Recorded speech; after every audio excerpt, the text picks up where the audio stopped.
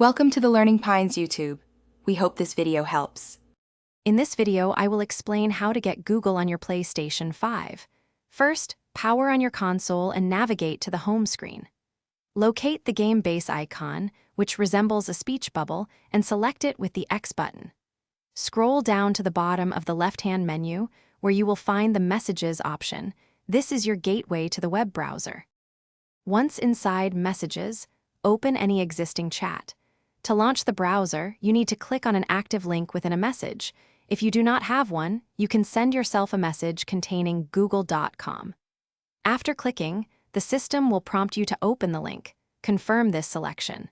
The PlayStation 5's browser will then load, and you will see the Google search page appear on your screen. With Google now open, you can begin searching just as you would on any other device. Use the left joystick on your DualSense controller to guide the on-screen cursor. To type, press the X button on the search bar, which will bring up the virtual keyboard. Input your search terms there.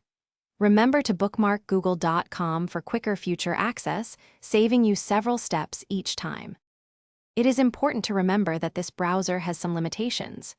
It is a simplified version, not optimized for heavy media consumption or complex web applications like some streaming services or advanced gaming websites.